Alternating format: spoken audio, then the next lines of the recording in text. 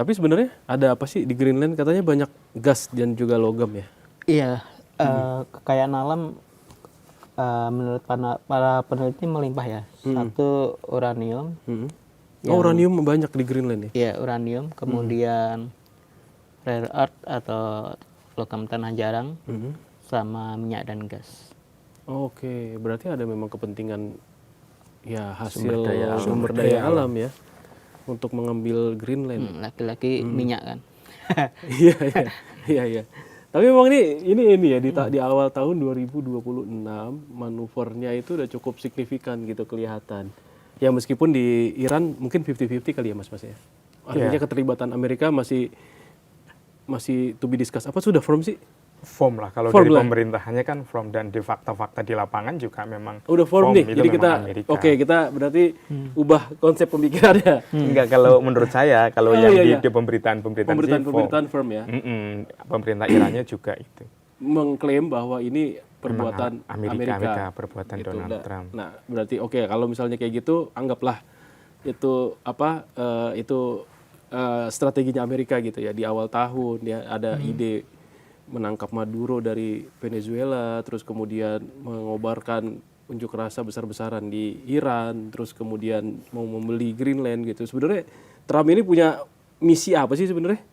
Ingin menunjukkan dirinya sebagai ini ya, presiden yang imperialis gaya baru. Jadi kan imperialis Ini memang, langsung aja. iya, memang Oke. imperialis gaya Iya, baru. iya. Dan imperialisnya kan basisnya itu tetap gitu kan, sumber daya alam. Kita ketahui kalau di Greenland itu kan sekarang es sudah mulai mencair ya. Iya. Selama ini kan mungkin beberapa dekade yang lalu, beberapa satu abad yang lalu, bahwa es itu kan masih tebal. Dimana ketika es masih tebal berarti sumber daya itu kan semakin susah ya. Tersembunyi lah Apa gitu. rare earth, kemudian minyak dan lain sebagainya, uranium itu susah untuk digali. Dan dalam beberapa tahun ke depan atau beberapa dekade ke depan, es akan semakin banyak mencair dan akan semakin banyak kelihatan dan semakin mudah untuk dikeruk. Iya. Itulah. Jadi daripada ya telat gitu kan direbut sama Rusia yang memang sudah juga istilahnya menanamkan investasi di beberapa perusahaan untuk tambang di sana, termasuk Cina juga bermain di sana ya. Amerika pengen ini mencaploknya secara penuh dan secara total gitu. Selain itu kan nantinya ketika es memang sudah mencair di sana, itu kan maka di Greenland itu nanti ada jalan akses mudah. Jadi untuk menghubungkan dari Amerika ke wilayah Eropa akan menjadi lebih mudah dan menjadi lebih jalur daratnya itu bisa dibangun gitu. Jadi ada semacam prediksi-prediksi secara sains itu seperti itu. Seperti itu. Gini Jadi kan selama berarti ini ya kan memang tidak bisa. Kan tidak Lewat bisa karena Arktik ya? es. Iya, Iya, lewat iya, Arktik iya, gitu. iya. Jadi ada kedepannya itu ada semacam rute yang visioner lebih banget ini. singkat. Jadi harus direbut sekarang apapun caranya, Iya, termasuk iya, iya. membeli, invasi, negosiasi dan lain sebagainya, sebagai imperialis sejati lah gitu. Gimana Caimin? Iya, setuju sama Bang Andika, Pak. Ada julukan di Amerika namanya King Trump bagi para pembencinya. Karena Donald Trump ini wataknya gimana ya? Caplok sana caplok sini, tapi respon internasional tuh diam aja gitu. Oh, oke. Dia yang terbaru itu kemarin kan dia memposting gambar yang diedit bahwa dia mengklaim dirinya presiden sementara Venezuela. Iya. Ya kan? Menteri luar negerinya itu Presiden Kuba. Iya, mau dijadiin presiden Kuba berikutnya. Oke. Ini menurut saya ini Itu beneran dari dia atau emang jokesnya dari media sosial sih? Nah, Donald Trump ini kan antara joke sama serius kan 11-12. Iya, beda tipis ya. Kita susah prediksi sih memang. Dulu mengancam Kanada mau dijadiin negara bagian ke 51. Sekarang yang mau dijadiin negara bagian ke 51 itu Greenland. Itu serius loh, karena ada rancangan undang-undang yang diajukan ke Kongres yang mewajibkan yang mendukung misi Donald Trump untuk menjadikan Greenland negara bagian ke-51. Itu serius berarti? Iya, serius. Ada rancangan seperti itu. Iya. Meskipun nanti lolos atau enggak belum tahu ya. Pede banget ya, padahal juga belum tentu belum punya dia gitu. Udah dibikin di Kongres aja. Ini benar-benar menurut saya pemimpin yang gila ya dalam tanda kutip ya. Negara orang main caplok. Padahal yang punya aja nggak mau. Denmark kan jelas bilang Greenland not sell, Greenland tidak dijual. Begitu juga dengan pemimpinnya Greenland. Jadi Greenland ini kan dulunya itu dihuni oleh sebuah suku yang kemudian dikuasai oleh waktu itu Denmark sama Norwegia kan jadi satu. Iya. Ya setelah Denmark Norwegia pisah, Greenland ikut Denmark, kerajaan Denmark. Denmark ini Greenland ini sudah ditawari boleh merdeka lewat referendum. Dan sampai saat ini masih menjadi bagian otonom Denmark. Artinya bahwa kalau benar-benar mencaplok Amerika benar-benar mencaplok Greenland ini jadi ini luar biasa ya, hukum internasional sudah nggak ada nilainya lagi. Iya. Tapi kalau misalnya dia merdeka pada waktu itu ya Greenland ya, ini Amerika lebih gampang nyaploknya sih dibanding sekarang ya. Iya gak sih? Penduduknya dikit, ya kan, kekuatannya mungkin nggak seberapa kuat, terus kemudian juga tidak ada backupan dari Denmark gitu kan. Ini bukan no man's island gitu, ya kan? Ya udahlah, negara kecil dengan jumlah wilayah yang besar gitu, ambil aja lah gitu. Bisa jadi kayak gitu ya. Nah, tapi yang menarik lagi selanjutnya adalah sebenarnya aksi-aksi yang terjadi di Amerika sendiri, gitu, ya. Yang ya dengan kebijakan Trump juga sih sebenarnya. Nah ini ironis ya ini sebenarnya. Yang ICE kayak kemarin, nah itu gimana sih? Jadi di dalam Amerikanya sendiri penduduknya juga udah mulai bergejolak ya bahwa apa yang dilakukan ini benar atau salah sih sebenarnya gitu kali ya? Atau misalnya kenapa ya pemimpin saya begini gitu ya? Bagi mas-mas ini gimana? Ini ironi Amerika ya. Ketika di negara sendiri kacau, tapi masih ngurusin negara lain. Iya. Seolah-olah mengkuliahi HAM itu. Iya. Di Minneapolis agen ICE menembak mati seorang wanita yang sedang mengemudi. Kemudian Donald Trump mengomentari rezim Iran membunuh para demonstran. Bedanya apa gitu kalau mau fair ya? Ini kan apa yang disampaikan nggak sama dengan apa yang terjadi di negaranya. Kalau bahasanya hipokrit ya. Iya. Munafik kan. Gimana Mas Andika? Kalau saya melihat yang polisi ICE itu yang menembak perempuan itu kan merupakan menjalankan kewajiban dari kebijakan Trump. Iya. Termasuk dalam hal ini kan imigran ilegal. Iya, betul. Karena kan memang politisi sayap kanan itu kan terkenal dengan anti imigran. Sehingga demonstrasi-demonstrasi yang muncul itu kan umumnya juga ini orang-orang sayap kiri dan orang-orang yang memang pro imigran, dan orang-orang pro imigran adalah orang-orang yang pro Partai Demokrat, rivalnya seperti itu. Jadi dia namanya politisi, namanya presiden, itu akan tetap menganggap bahwa itu yang dilakukan adalah oleh musuh saya, dan itu tidak masalah. Dan Donald Trump itu juga pemerintahannya cenderung memang sangat otoriter, karena otoritarian government itu, jadi dia sangat membela, bahkan dibenarkan itu penembakan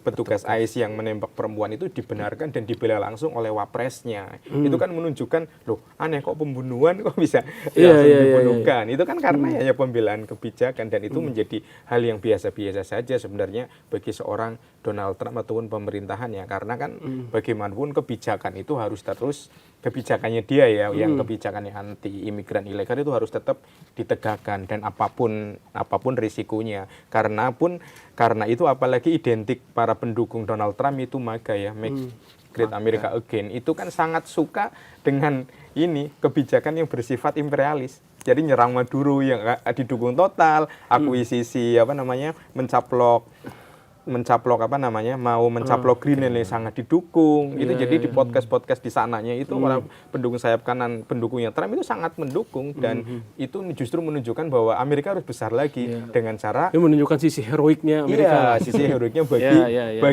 bagi para pendukung Trump, dan ini kan mau ada pemilu ya, ada pemilu pertengahan, dan dia ingin menaikkan itu sebenarnya elektabilitasnya yang memang popularitasnya kan memang agak turun. Dia pengen tetap memperkuat basis loyalitasnya, termasuk dengan upaya rencana untuk menyerang Iran juga. Jadi kan ada rasa kebanggaan di sayap kanan. Oh, saya harus kembali lagi nih. Itu kan mendukung partai kuncinya sebenarnya itu ya. Republik. Elektabilitas itu mungkin ya. Ya, itu bisa jadi salah satu agenda untuk menaikkan elektabilitas. Artinya kan popularitas Trump ini memang sempat turun, tapi dengan serangan ke Venezuela ini, survei terbaru ini belum tahu apakah akan menaikkan. Kan terus nanti ada pemilu antar waktu itu akan jadi ujian. Kalau Kongres ini jatuh ke Demokrat, Trump itu sudah ngomong terus terang dia bisa dimakzulkan. Artinya dia mewanti-wanti Partai Republik harus menang di pemilu antar waktu. Karena kalau Demokrat yang menang, dia bisa dimakzulkan. Dan semua agenda Trump itu otomatis oleh Demokrat akan diubah atau dicabut bahkan. Iya. Cuman ketika nanti Republik menang pemilu antar waktu ini, kekuatan Trump ini bisa semakin kuat. Dan bahkan beberapa orang Amerika itu ngomong mungkin ini pemilu terakhir yang demokratis itu di era Trump itu. Setelahnya apakah masih ada pemilu demokratis itu bisa tanya-tanya, karena kan kalau misalnya dia menjabat lagi 2 periode bisa gitu. jadi Trump ini membuat 3 periode ya? membuat aturan baru, dia bisa menjabat lagi. Artinya bisa jadi, karena kan dengan beberapa manuver dia di luar negeri ataupun di dalam negeri, dan yang terbaru ini kan dengan mungkin pencaplokan Greenland. Yang saya khawatirkan itu malah nanti bisa jadi lebih cepatan Venezuela menjadi provinsi ke-51. Bisa jadi lebih duluan Venezuela daripada Greenland, karena kan Greenland dia masih harus nego dengan NATO ya. Kalau dia menyerang Greenland, NATO bisa runtuh. Artinya menarik ini. Semua anggota NATO ini bisa mungkin menarik diri dari NATO, dan kalau tidak ada anggota kan runtuh karena aturannya sudah dilanggar oleh anggotanya sendiri. Ya, jadi memang apa yang dilakukan Trump ini memang ya ujung-ujungnya memang untuk meningkatkan elektabilitas gitu.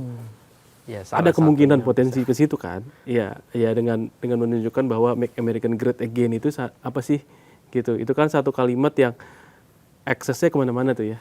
Bisa ya tadi menunjukkan bahwa Amerika menjadi negara adikuasa, Amerika menjadi negara superpower, Amerika yang menjadi negara yang bisa mendikte negara lain, menginvasi ketidakadilan, mereka bilangnya kan gitu, ya kan, kekurangan-kekurangan di negara lain gitu kan. Ya, Trump sendiri sudah terang-terangan ya, dia bilang saya tidak butuh hukum internasional kan gitu.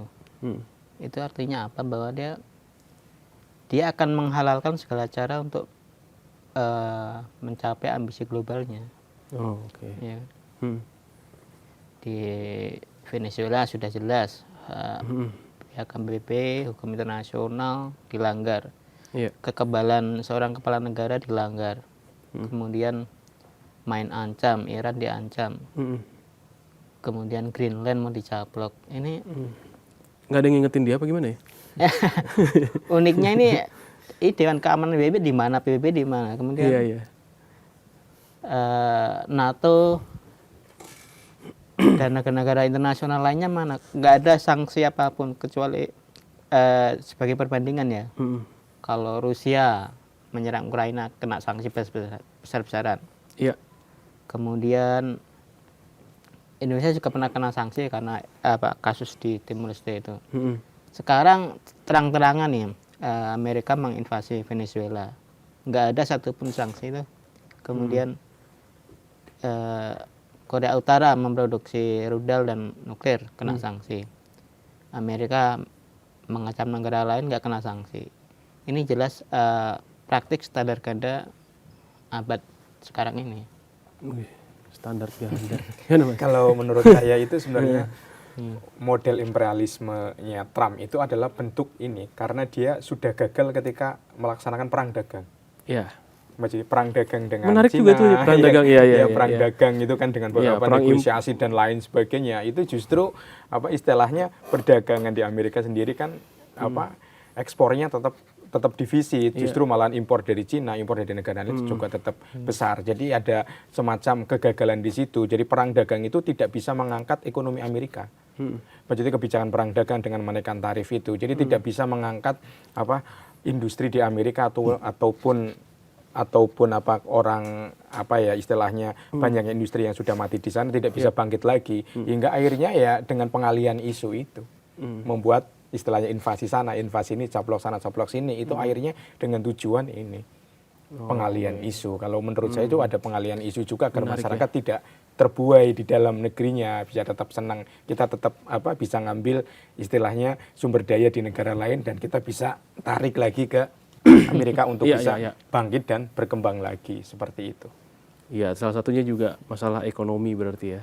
Ya memang banyak sih ya sebenarnya problematikanya ya Sobat Sindo, ini diskusi kita yang mungkin tidak terlalu panjang gitu ya, waktunya, durasinya udah ditandain tuh. Nah, iya.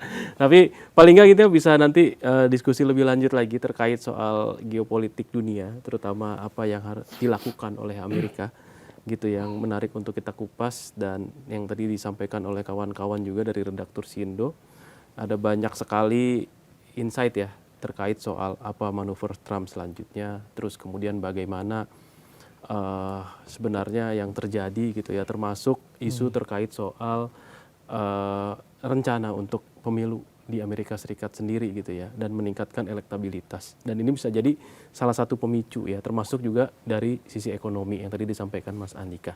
Kita ketemu lagi di Sindo Scope berikutnya. Sampai jumpa. Assalamualaikum warahmatullahi wabarakatuh. Waalaikumsalam warahmatullahi wabarakatuh.